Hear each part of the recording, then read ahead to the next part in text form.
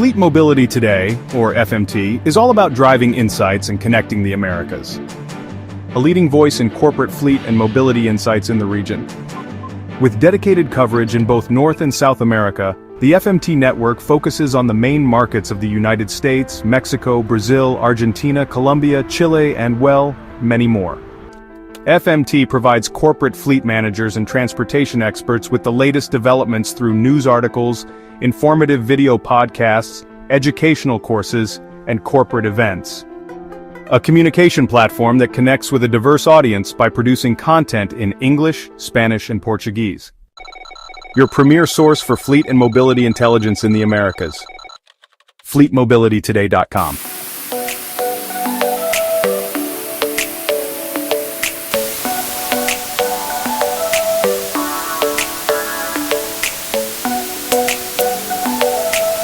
Hello, fellow fleet and mobility players. Today, we are joined by Senior Technical and Strategy Advisor for Global NCAP, but also Secretary General for Latin NCAP, Alejandro Furas. And we are going to explore the state of vehicle safety across Latin America. Since 2010, Latin NCAP, they have tested over 110 models, so driving major improvements in critical areas like frontal airbags and ABS. Recent results show strong performances in advanced driver assistance systems, including automatic emergency braking and lane support systems, and manufacturers like Hyundai, Kia, Nissan, and Volkswagen have earned 5-star ratings recently, proving that safety, it's becoming more accessible in the region. And in this Expert Talks edition, we'll look into the biggest advancements in vehicle safety across Latin America in the last few years and dive into challenges, breakthroughs, and what it'll take to make 5-star protection a reality for all drivers. Mr. Furas has been with us before, and it's a pleasure to see him here once again. Hello, Alejandro. How are you doing? Hello, Daniel. I'm very good, and thank you for inviting us once again. I enjoy very much this conversations with you. So, yes, we're going to get some insight from you, and so thanks a lot again. So, I guess the first question that I have for you is, how do vehicle safety standards and crash test outcomes in Latin America compare to those in, let's say, Europe or North America, like the United States? Okay, let's split this in the discussion points in two groups. One is regulations required by governments, and the other ones are requirements by NCAPs. Okay, in terms of regulations, we are currently in Latin America, even Brazil, at least 20 years behind Europe. Yeah. We keep that distance. When it comes to NCAP, we are probably around 6-7 years behind Euro NCAP currently. Yeah. And that talks about when we started Latin NCAP, the distance was a bit more stretched and longer. Nowadays, we kind of catched up with regulations. What happens now is that manufacturers, and it's a normal balance, and this is not a competition, this is the other clarification, you need to have regulations and NCAPs. So the regulations work like the stick, and the NCAPs works like the carrot. So it's a carrot and stick game. So normally both have to coexist. This is also a recommendation from the UN. Regulations are setting the baseline, and the NCAPs are setting or informing about the excellence, which one is really on the good performance side. What we have seen so far is that the industry responded to Latin NCAP activities quite positively in the last years. To be honest, we have been surprised in some cases how manufacturers shifted a position from the previous testing in Latin America. We are now exceeding 180 publications, 180 results already, heading to the 200s probably this year, if not next year. And what we are seeing is manufacturers are really looking at what we are talking about, really looking to what we are communicating, what our expectations are from the car manufacturers. And to bring it into very realistic terms, from our understanding, a car which is standard in Latin America, minimum average standard should be a car that has good frontal protection, good side impact protection, good side pole impact or head protection on the side, a car that has pedestrian protection, electronic stability control, and also that has some kind of at least optional driving assistance technologies of performing well as well. So that's what at least is absolute minimum today. So if you have a car where there's no side impact protection, as we have seen in the publications not so long ago, those cars are likely to score really, really bad. And we have a couple of examples of that in probably not more than 2 weeks ago. And we have also examples of good cases. Probably the positive message is that the industry is reacting well to what we're trying to do.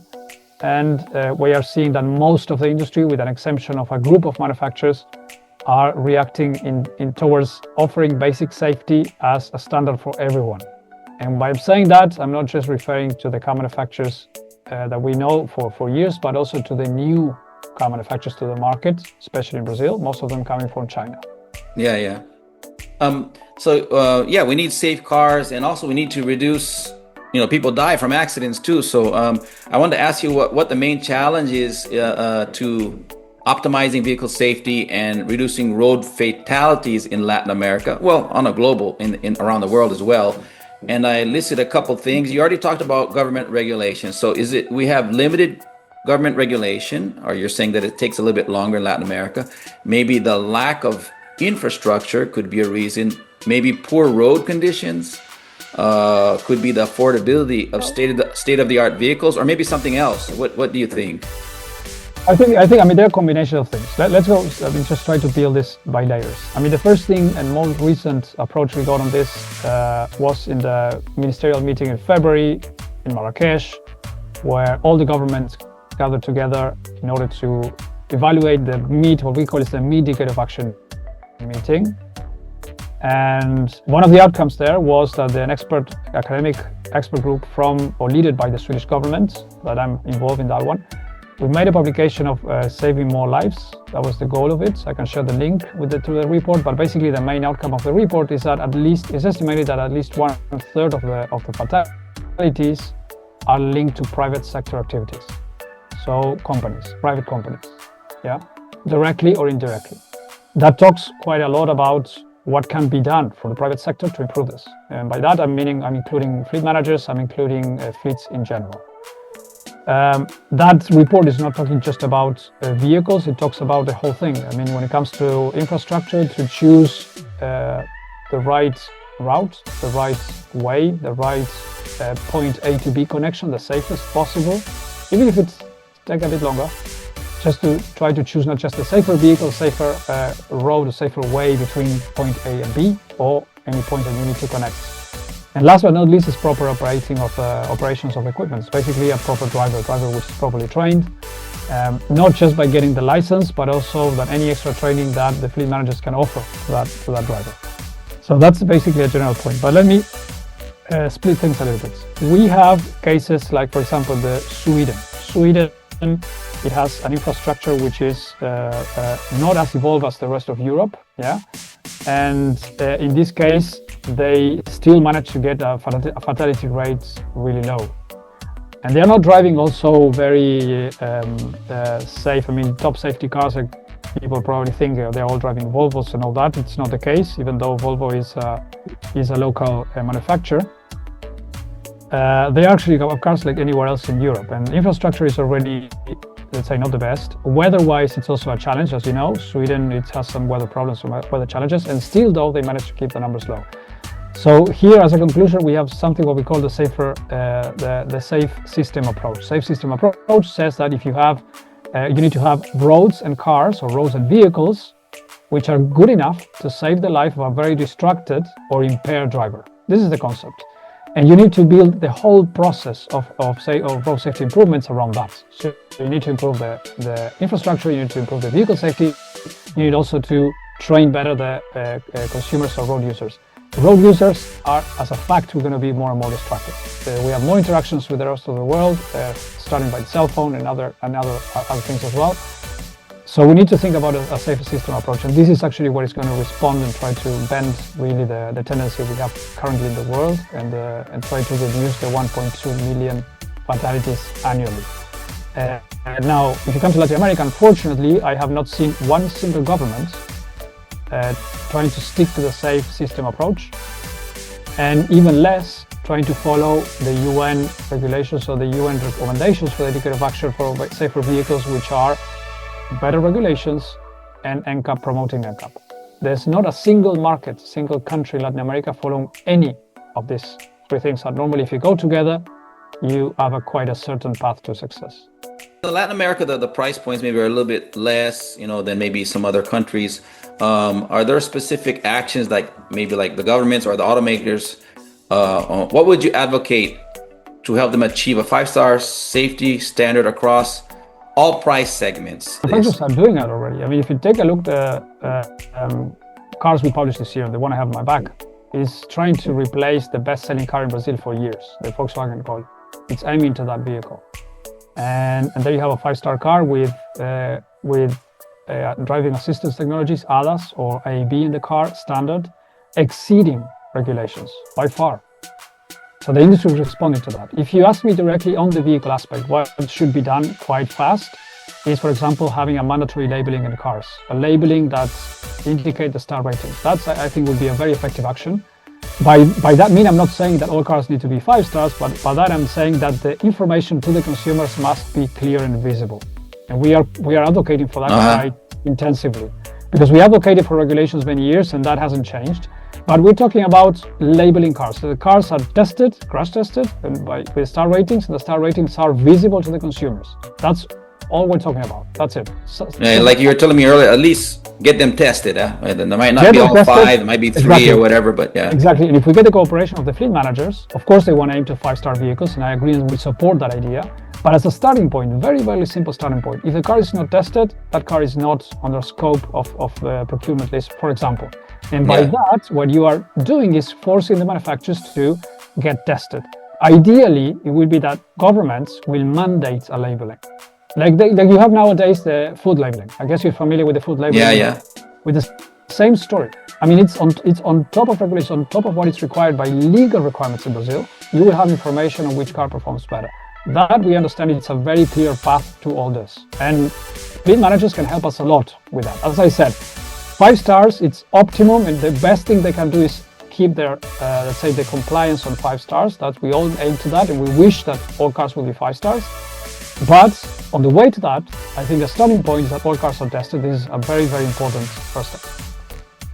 Yeah, you've told me about a few of the features that a car can have to be safer. I'm just curious about, are there any specific like a newer technology that we should know of? Let's put it this way. Latin NCAP has, let's say, as a granted point here, I would say 100%, all the cars need to have a very good passive safety protection. That means good protection to hitting pedestrian, good protection on a frontal crash, good protection on the side crash, good protection on the side pole impact crash, which is the most severe one, okay?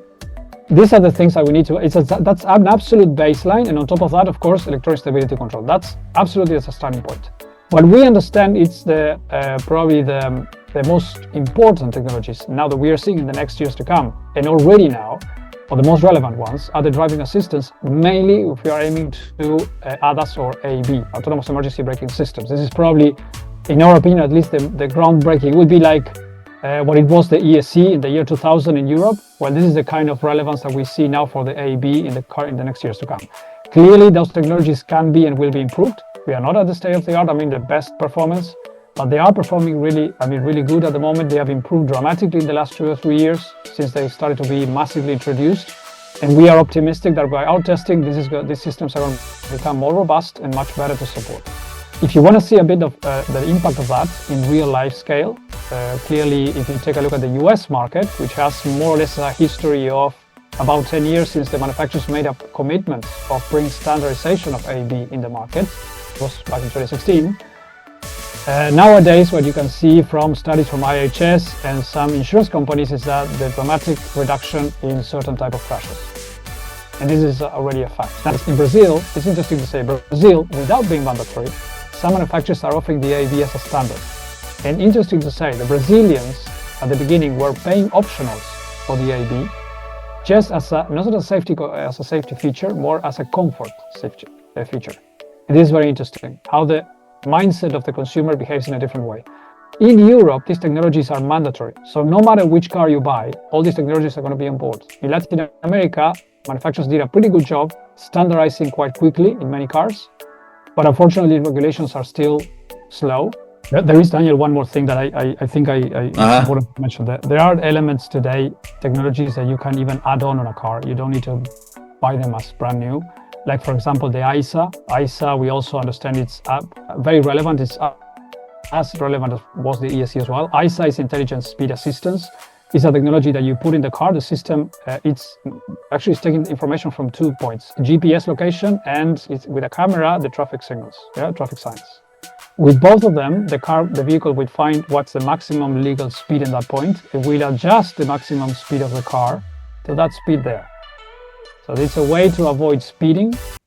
It actually makes sure that the driver is driving on a safer, at the maximum speed allowed in that point, not any speed excess anywhere. And it's a system that you can, as I mentioned earlier, in Europe it's now mandatory for all cars, but you can have that system in a car being retrofitted when the fleet is already running. And when you're replacing the fleet, you can remove it from the car and put it in the next one. So the replacement unit. This is a very flexible system. And in some markets, you even have the possibility of customizing. So as a fleet manager, you can customize it remotely customize it in terms of how much extra kilometers per hour you allow the driver to drive in case of emergency, or how you limit the speed. Also record what are the speed limits in which areas. So it's a very, very helpful tool. And there are a lot of fleet managers actually aiming to this kind of equipment. As I said, it's retrofitting equipment. It comes standard by regulation in Europe, but you can also get that into your fleet as a retrofit. Yeah, good for you out there watching. Of course, you have some aftermarket products, and like the ISA or ISA, what Alejandro was talking about, other telematics products that not only the manufacturer do, but you can do it afterwards. We only have like a couple more minutes for Alejandro. I had one more question for him. It's just because I know that you Alejandro, you work in various countries just like I do, and sometimes I'm here, sometimes I'm there, and probably you as well. What country and city do you call home? And what can our viewers, what can they do out there if they come to visit this area to alleviate themselves, from the stresses of operating their large fleet if they're in your area? I've been actually working around the globe. Probably the most impressive experience I got it recently in India. India in regulations became much faster than Latin America. I know that it's not pointing to your question. I would come to that in a second, but I wanted to embarrass a little bit the Latin Americans on how India made it much quicker than us in terms of regulations improvement. That's embarrassing directly the government, not the consumers, the other way around. Now, the place I'm based now in Uruguay, I've been living in Europe for over 13 years. In Uruguay, I was born in Uruguay. I'm back in Uruguay. It's a nice place to live. This is my place that I call home. And recommendations, I think if you take the east coast of Uruguay, it's very interesting. It's very relaxing, very nice. But the whole country is very relaxed. You have plenty of things to do. It's full of nature. I would say most of it is quite wild and unpopulated. And this is a very unique characteristic of Uruguay. We have a lot of cows, a lot of natural breeding of cows, agricultural country. So it's a very nice place. You will find, if you like countryside, you have a great place to be. If you want warm water and a bit of thermal baths, you also have that. If you want to go to the beach and do some surfing as well, we also have that. And you also have very nice sightseeing in general. And as I said, nature is probably the most important asset we have currently in the country. Well, that's good. So welcome back to Uruguay. I know, you've been in Europe for a little while. That's about it. So thank you, Alejandro, for your time. I'll wrap it up here. And as we heard from Alejandro, of course, improving road safety in Latin America demands bold leadership, smarter regulation, and innovation that reaches every price point. And I think with Latin NCAP pushing the boundaries, and the future looks promising. I know Alejandro said, Latin America, okay, come on, we got to be a little bit quicker at doing things, like he said. And also remember to visit, the Latin NCAP website. You can see the crash test results on various models. And I guess that's about it. And if you visit Uruguay, you want to need some, it looks like it's a good place to relax over there. So thanks for watching, everyone. Stay safe, stay informed, and let's keep driving change where it matters most. Thanks, Alejandro, again. Okay. Thank you so much. Take care, everybody. Bye-bye. Bye-bye.